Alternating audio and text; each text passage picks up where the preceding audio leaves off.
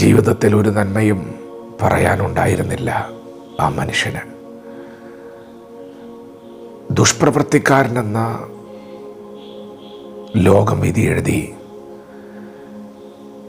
ക്രൂശിൽ തറച്ചു കൊല്ലാൻ ഉത്തരവിട്ടു. ദുഷ്ടമനുഷ്യനായിരുന്നു. നന്മകളൊന്നും തന്നെ ഉണ്ടായിരുന്നില്ല.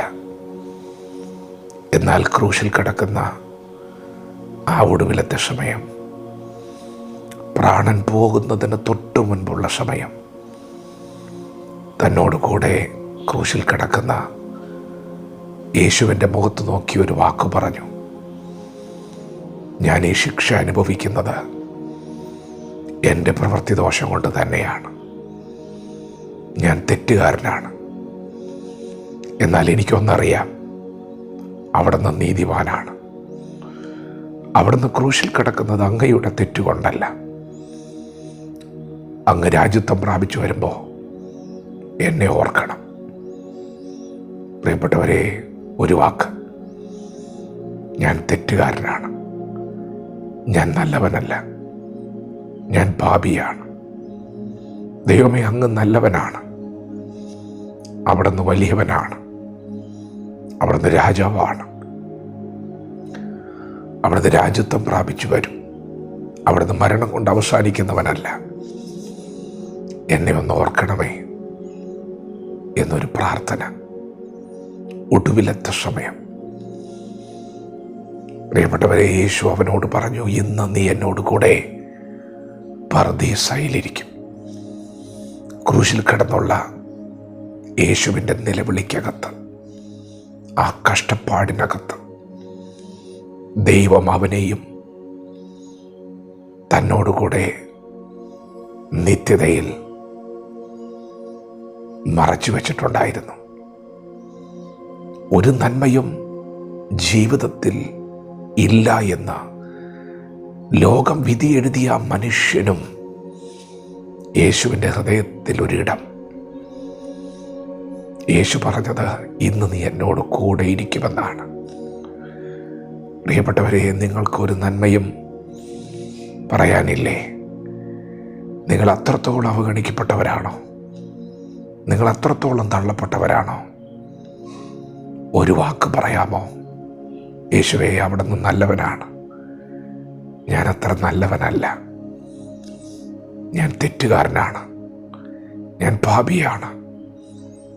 എന്നെ ഓർക്കണം എന്നൊരു വാക്ക് പറഞ്ഞാൽ നിന്നെ ഓർക്കുന്നവനാണ് ദൈവം. അങ്ങനെ ഒരു വാക്ക് പറഞ്ഞവന് തന്നോട് കൂടെ ഇരിക്കാൻ അധികാരം നൽകിയവനാണ് ദൈവം. ദൈവരാജ്യത്തിൽ അങ്ങനെയാണ്. ദൈവത്തിൻ്റെ തിരഞ്ഞെടുപ്പുകൾ അങ്ങനെയാണ്. ദൈവത്തിൻ്റെ പരിഗണനകൾ അങ്ങനെയാണ്. ലോകം പരിഗണിക്കുന്നത് പോലെയോ ചേർത്ത് നിർത്തുന്നത് പോലെയോ ലോകത്തിൻ്റെ കണക്കുകൂട്ടലുകൾ പോലെയോ അല്ല. ദൈവം നിന്നെ മാനിക്കാൻ തീരുമാനിച്ചാൽ നിന്റെ ഇന്നലകളിലെ പ്രാണൻ പോകുന്നതിന് തൊട്ട് മുൻപ് വരെയുള്ളത് മുഴുവനും മായ്ച്ചു കളഞ്ഞ് നിനക്ക് വേണ്ടി ഒരു പുതിയ അധ്യായം തുറക്കാൻ, വിശുദ്ധന്മാരുടെ നിരയിൽ നിന്നെ കൊണ്ടുവന്നിരുത്താൻ ദൈവം തീരുമാനിച്ചാൽ അതിനെ തടയാൻ ആർക്ക് കഴിയും? നാം പ്രാർത്ഥിക്കുന്നത് പോലെ പ്രാർത്ഥിച്ചിട്ടുണ്ടോ? നമ്മൾ പലപ്പോഴും നമ്മുടെ ജീവിതത്തിൽ നിരത്തി വയ്ക്കുന്ന ചില പരീക്ഷന്മാരുടെ നീതികളുണ്ട്. ഞാൻ ആഴ്ചയിൽ ഉപവസിക്കുന്നു, ഞാൻ ഒത്തിരി പ്രാർത്ഥിക്കുന്നു, ഞാൻ ഒത്തിരി ദൈവത്തിന് കൊടുക്കുന്നു, ഇങ്ങനെ ഞാൻ ചെയ്യുന്നു എന്ന് പറഞ്ഞ് ദൈവസന്നിധി നിരത്തുവാനൊന്നും ആ മനുഷ്യനുണ്ടായിരുന്നില്ല. ആ ചുങ്കക്കാരൻ പ്രാർത്ഥിച്ചതുപോലെ, ഞാൻ പാപിയായ മനുഷ്യനാണ്, എന്നോട് കരുണ തോന്നണം. അതെ, ആ നിലവിളിയെ, ആ കണ്ണുനീരിനെ അവൻ മറികടന്നു പോകില്ല. ഇന്ന് പകലും നിന്നെ അവൻ മറികടന്നു പോകില്ല. നീ എത്ര അവഗണിക്കപ്പെട്ടവനാണെങ്കിലും, എത്ര തള്ളപ്പെട്ടവനാണെങ്കിലും, ഒരു വാക്ക് പറഞ്ഞാൽ ദൈവം നിന്നെ പരിഗണിക്കും. ദൈവമേ, അവിടുന്ന് നല്ലവനാണല്ലോ. എന്നെ ഒന്ന് ഓർക്കണമേ. വചനത്തോടെ പ്രതികരിക്കാം. ദൈവം നമ്മെ ഓരോരുത്തരെയും ഈ പകൽ അനുഗ്രഹിക്കുമാറാകട്ടെ. ആമേൻ.